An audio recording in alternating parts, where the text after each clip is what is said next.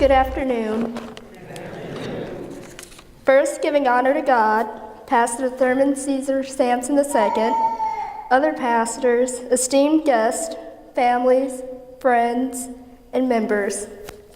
I am blessed and happy to be with you today. Thank you, James, for that warm introduction. I would also like to thank Mother Bonner and the entire Black History Month committee for this special opportunity to serve as a guest speaker for this celebrated Black History program. Teach me your way, O Lord. I will walk in your truth. Unite my heart to fear your name. I will give thanks to you, O Lord, my God, with all my heart, and will glorify your name forever. For your loving kindness toward me is great, and you have delivered my soul from the depths of hell. Psalms 86, chapter 11 through 13th verse. On April 23, 2001, the Common Pleas Court of Montgomery County made preparations to hear a motion for custody. All interested parties included the child's parents and paternal grandparents. All acknowledged and were provided due legal notice of the proceeding, their rights, and possible consequences of the hearing. As with most hearings, testimony was given and evidence reviewed. It is always in the best interest of the child, and in this case, the best interest of the child was agreed to be with the paternal grandparents, an arrangement agreed to by the parents and supported by the court. At the age of 3, I was placed in the custody of my paternal grandparents, Les and Janice Hamilton, because of their decision to take on the responsibility of raising me. My life's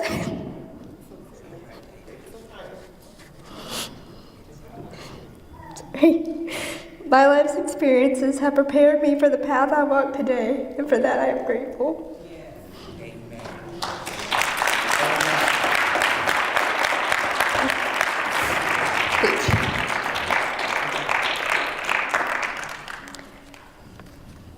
Thank you. During February, we remember and celebrate people and events that have had a significant role in Black history. What special event or person would you like to celebrate from Black history? This evening, I would like to begin by celebrating Black history's past and present and discussing with you the challenges we have for the future. Let's begin by celebrating the past. Why celebrate the past? Because it is so true that we stand on a firm foundation, a foundation prepared for us by our ancestors, by our parents, by many trailblazers who cleared paths for you and I. Ancestors forced to leave a beautiful homeland of many shores so very far away, leaving a native language we never learned to speak or understand. Leaving families and a rich culture from that faraway homeland we will never embrace on this side of the River of Jordan. So we must honor those who came before us, because it was they who strengthened our determination to embrace this magnificent struggle.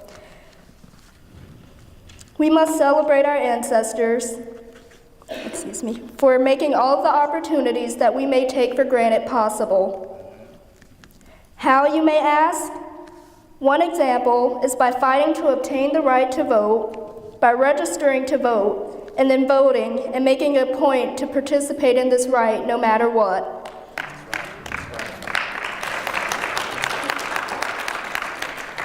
Because someone died for me to have this right, because someone cared about the present and future generations. We should want to honor them by building on their accomplishments, and standing on their strong shoulders is the way that we ensure that our past continues to impact, improve, and secure our present, and give rise to our future opportunities for generations to come. Our ancestors' accomplishments alone are cause for celebration. Without them, without the Lord on our side, where do you think we would all be? Think about all of the inventions that were created to ease our lifestyle. So many of us have said of the enslaved ancestors, I would have rebelled, I would have run away, or I could not have been a slave. Well, I say to you, maybe you would have given a good try to escape to freedom, and through the grace of God, some of you would have succeeded. But I'm pretty certain in that situation, Many of you, including me, would have done exactly what our ancestors did, and that is, whatever was necessary for you to survive. So we celebrate those ancestors of the past for their tenacity, strength, courage, and determination to persevere under the most extreme subhuman conditions. We celebrate the present generations, acknowledging how far we have come. We honor and pay homage to leaders who within our lifetimes and those of our parents continued the struggles and endured beatings, lynchings, and attacks by vicious dogs, all for attempting to exercise the right to vote and receive the same level of education, work, and pay as white people. We celebrate your parents, my parents and grandparents, who 50 years ago marched alongside Dr. Martin Luther King Jr. during the civil rights movements. We celebrate your parents and grandparents who were forced to stand, eat, and sit on the back of buses while still being drafted into the armed forces to fight for freedom, knowing full well we were not receiving the same rights and freedoms at home. We celebrate your parents and grandparents who endured the humiliation of being denied the right to try on clothes in department stores prior to purchasing them. We celebrate our parents and grandparents who were forced to go to a county hospital or midwife service at home to have their babies because the hospitals refused to accept them. We celebrate those parents and grandparents that would travel down south from the north during the turbulent 50s through 80s to visit their families in the south. My grandmother would tell me how her father would take them back to Birmingham to visit family, traveling at certain times to ensure they would arrive in the deep south during the daylight, never getting off the main highway, and taking enough food and water to ensure they would not have to stop for anything but gas, and always stopping for gas on the main highway and never venturing far from it. We celebrate their tenacity and courage to continue the struggle, which ensured that we would not be denied the opportunity to achieve the highest level of education at our school of choice. And yes, we celebrate the fact that we have a Black president in the White House today.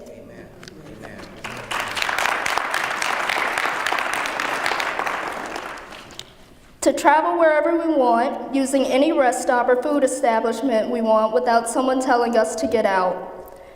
Yes, celebrating Black history is a way that has encouraged us all to be so thankful to God for blessing us in the present and wanting to enthusiastically embrace the future. We celebrate the future for the promise that it holds, and that, dear brothers and sisters, is where you come in. We have talked about your ancestors, grandparents, and parent struggles. Now it is incumbent upon you and I to bring us to the next level.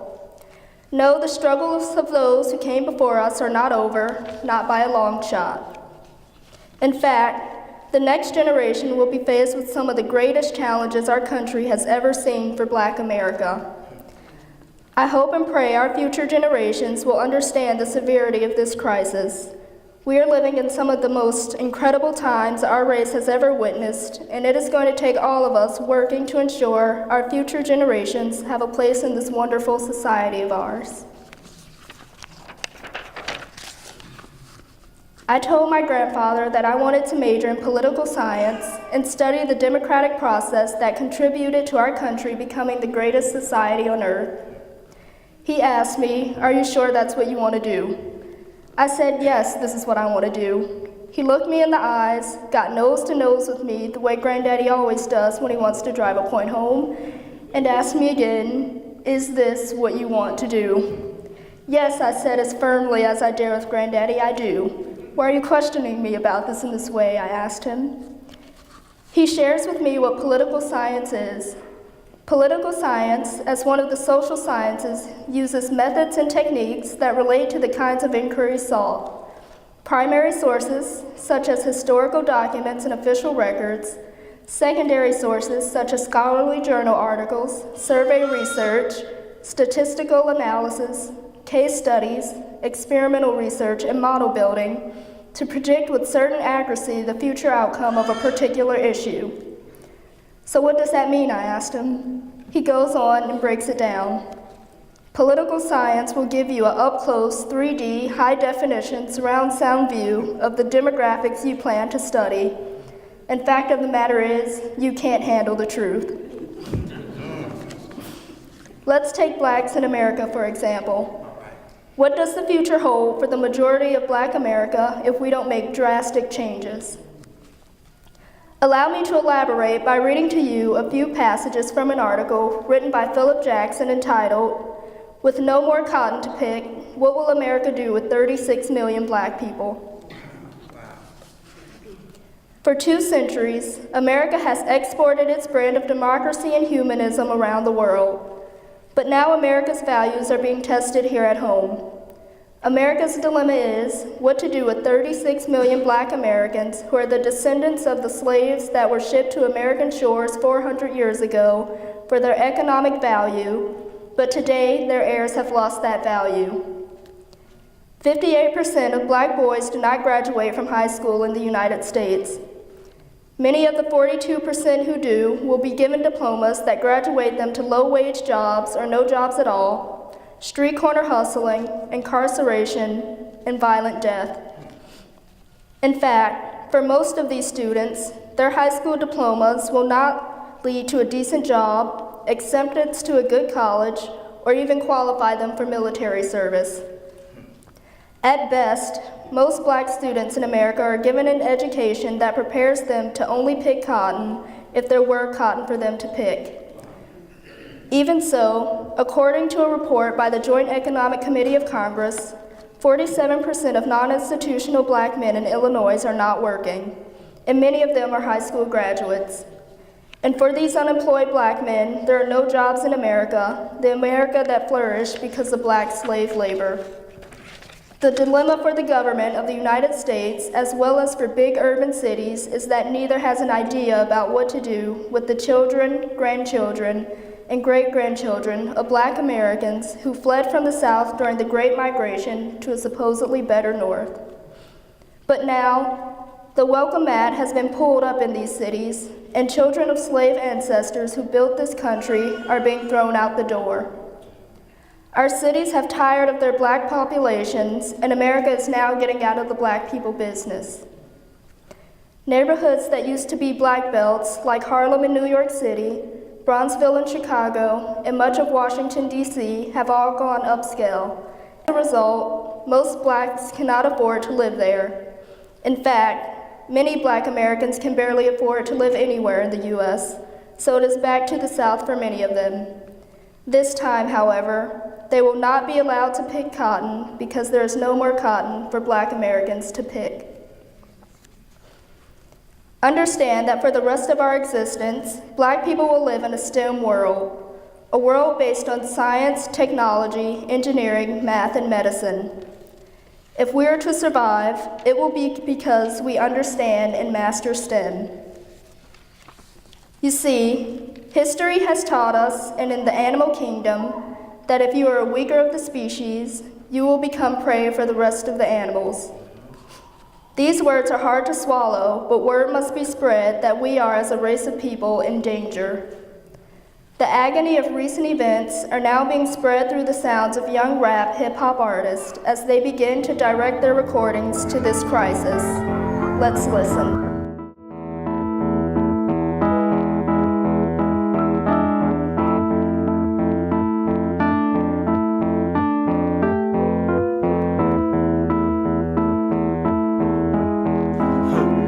And I'm in the now, and it don't take no x-ray to see right through my smile. I know I be on the go, and it ain't no drink out there that can numb my soul. Oh no, and all we wanna do is take the chains off. All we wanna do is break the chains off, man. All we wanna do is be free. All we want to do is take the chains off. All we want to do is take the chains off. All we want to do is be free. All we want to do is be free. Can you tell me why? Every time I step outside, I see my niggas die. Oh, know that it ain't no gun they make that can kill my soul. Oh no. Say, all we wanna do is take the chains off. All we wanna do is take the chains off. All we wanna do is be free. All we wanna do is be free. All we wanna do is take the chains off. All we wanna do is break the chains off. All we wanna do is be free. All we wanna do is be free. So now it's like the officer's pulling him inside the car. He's trying to pull away. And at no time the officer said that he was going to do anything until he pulled out his weapon. His weapon was drawn, and he said, "I'll shoot you," or "I'm going to shoot." And in the same moment, the first shot went off. And we looked at him. He was shot, and there was blood coming from him. And we took off running. Are we all alone? Fighting You got a on life? our own. I can get to my son, Please we can give come me back. a chance. I don't wanna dance. Something's got me down. I will stand my ground. Don't just stand around. Don't just stand around. And as we took off running, I ducked and hid for my life because I was fearing for my life. And I hid by the first car that I saw. My friend, he kept running, and he told me to keep running because he feared for me too. So as he was running, the officer was trying to get out of the car, and once he got out the car, he pursued my friend, but his weapon was drawn. Now, he didn't see any weapon drawn at him or anything like that, us going for no weapon. His weapon was already drawn when he got out the car. He shot again, and once my friend felt that shot, he turned around and he put his hands in the earth, and he started to get down, but the officer still approached with his weapon drawn, and he fired several more shots, and my friend died. You know how hard it was for me to get him to stay in school and graduate? You know how many black men graduate? Not many. Because you bring them down to this type of level where they feel like I don't got nothing to live for anyway. They're going to try to take me out anyway. All we wanna do is be free. I have a dream. My four little children one day live in a nation where they will not be judged by the color of their skin, but by the content of their character. I have a dream today.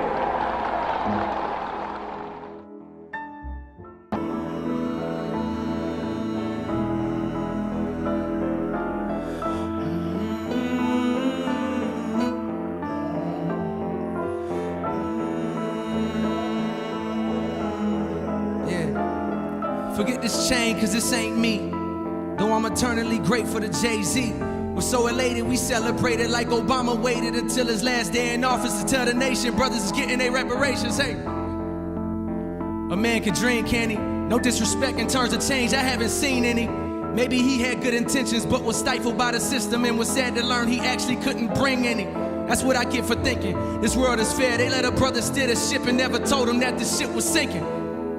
But I got other think about, like my bank account. Forget that watch, you paid too much for it. You ought to be ashamed when brothers back home be dreaded when the seasons change. Cause they ain't got no heat and they ain't got no AC. Walmart distribution fired my homie, he just had a baby.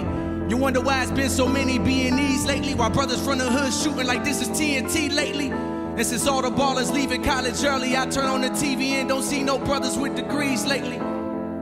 Are we all alone? Fighting on our own. Please give me a chance. I don't wanna dance. Something's got me down. I will stand my ground. Don't just stand around. Don't just stand around.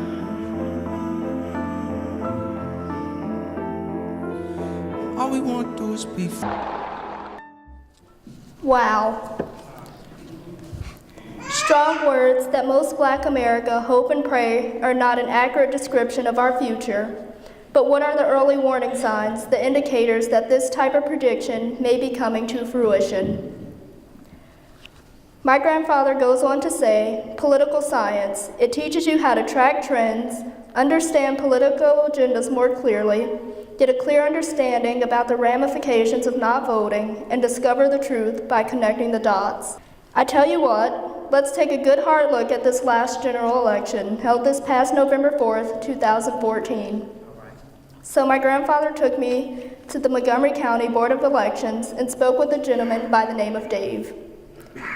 We asked him what information was available to us that would answer the questions that we had about the election.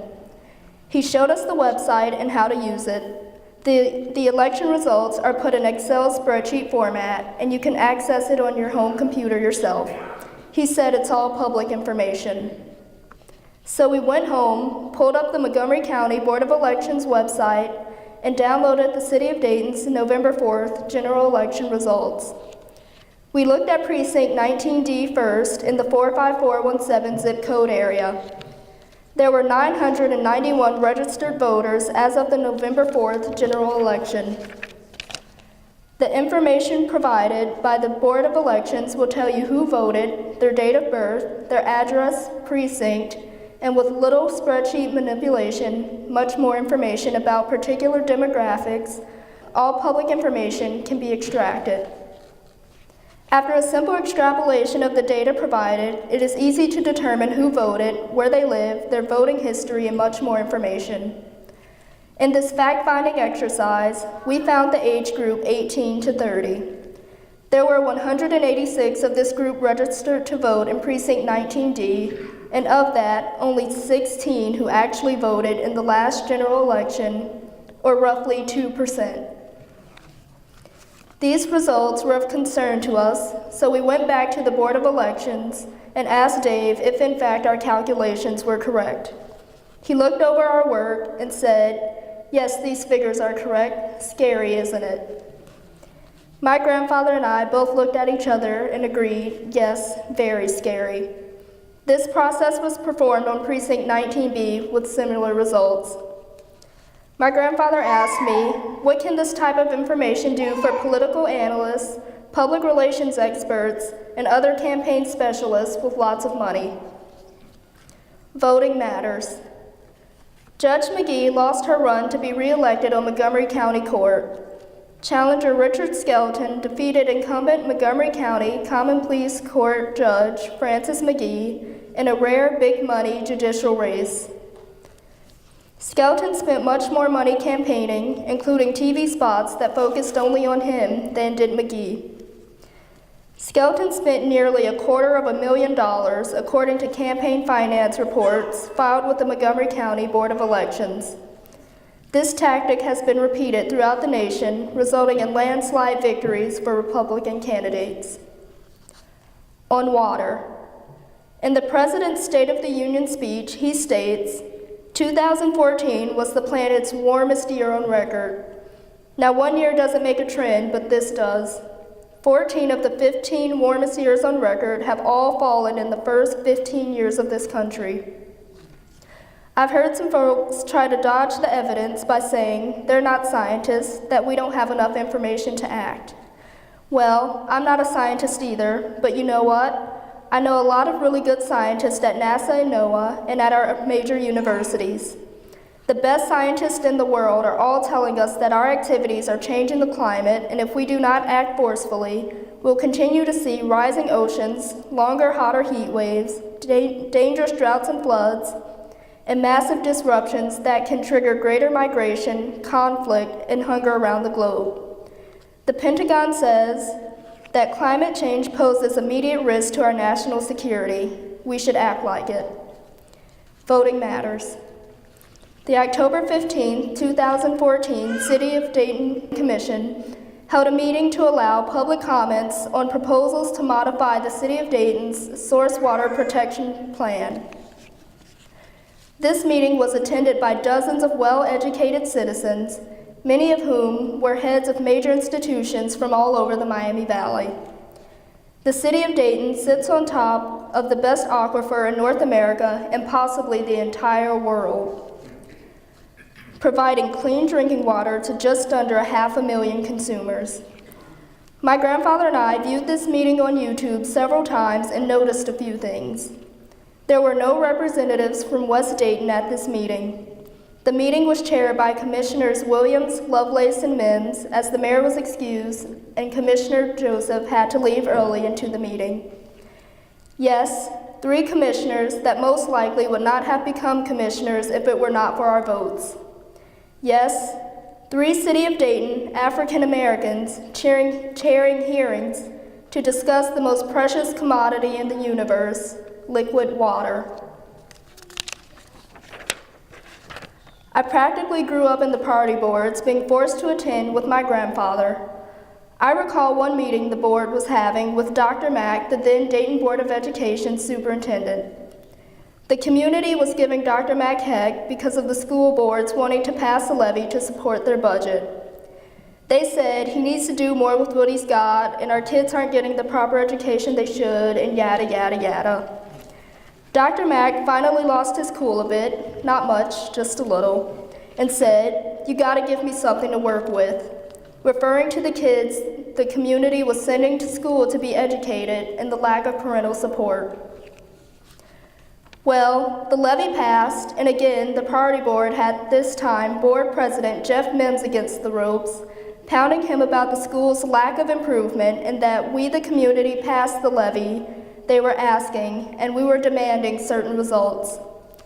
This time, Jeff lost his cool a bit, not much, just a little, and said, "Yeah, you passed the levy, but your check bounced," referring to the fact that the school would be lucky if they received half of the funds projected as a result of home foreclosures, abandoned houses, and delinquent tax payments. Sometimes the blame must be placed squarely on the backs of the community. But let me tell you something. The killings of these black men are not nearly as violent as the bloody, no-holds-barred violence that is in our community. Every day, somebody is being violently assassinated. Every day, somebody is getting hurt so bad that when they leave home one way, they are unrecognizable the next. And it's the police, the law enforcement, that's called to try to set peace to the carnage that's left behind. When I witness a bloody fight going on the campus, I look forward to seeing the boys in blue. I wish I would play with them. And because it's the police, the law enforcement that's called in to try to set peace as they witness murder after murder, there is this anxiety in them that says, I don't want to be the next one. Now, I know the picture looks bleak, but to underrepresent the clear evidence of the challenges we are facing would serve no purpose. History has taught us that we are a strong and resilient race of people. We will overcome these obstacles too. The change now will not be resolved by working with our backs picking cotton, but working with our brains, ensuring our kids take education seriously and voting. We as voting citizens in this community should recognize our resources and cherish the assets we have that have the potential of making our community a true model for the rest of the country. What can you do today to begin turning this into a positive future for all people? Register to vote and vote. By not voting, you send the message to political analysts that you don't care. But by voting, regardless of which party, you send the message that I am here and I matter. Join the NAACP, an organization with a long history of fighting for our rights. Join the local NAACP and let them know you appreciate the efforts they have made over the years to ensure our rights are protected.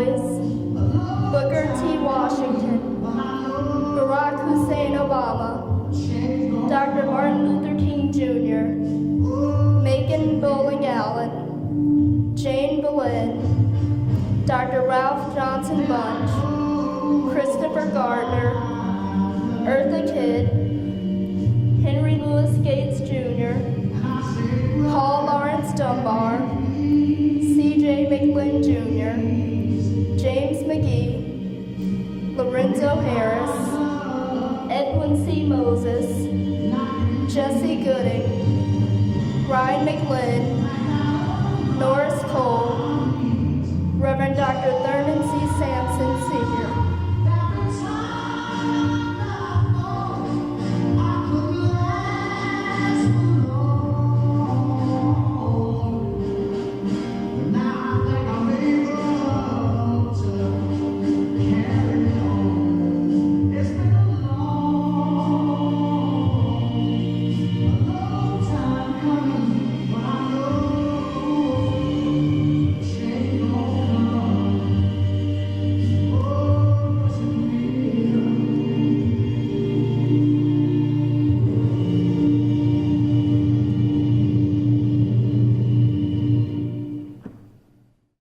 One day, when the glory comes, it will be ours, it will be ours. Oh, one day, when the war is won, we will be sure, we will be sure.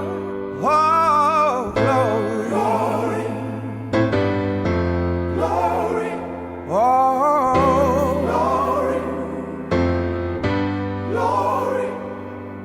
Hands to the heavens, no man, no weapon formed against, yes, glory is destined. Everyday women and men become legends. Sins that go against our skin become blessings. The movement is a rhythm to us. Freedom is like religion to us. Justice is juxtaposition in us. Justice for all just ain't specific enough. One son died, the spirit is revisiting us. True and living in us. Resistance is us. That's why Rosa sat on the bus. That's why we walk through Ferguson with our hands up. When it go down, we woman and man up. They say stay down, and we stand up. Shots, we on the ground, the camera panned up. King pointed to the mountaintop, and we ran up. One day, when the glory comes, it will be ours, it will be ours. Oh, one day, when the war is won, we will be sure, we will be sure. Oh, glory, glory, glory. Oh.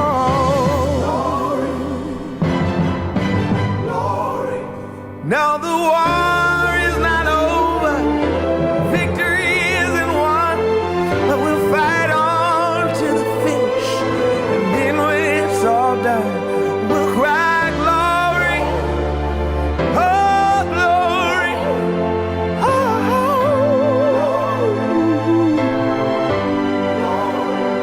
we'll cry glory, oh glory, oh.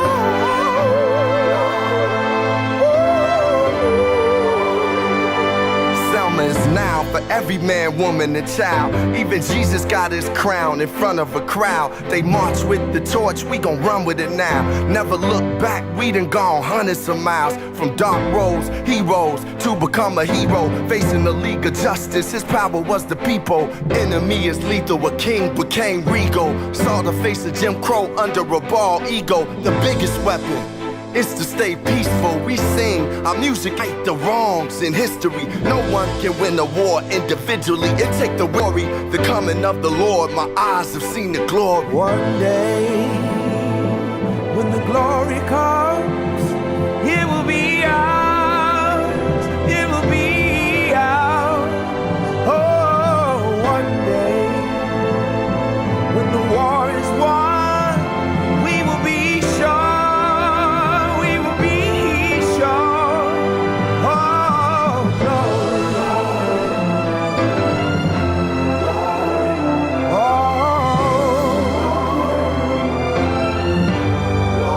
Oh,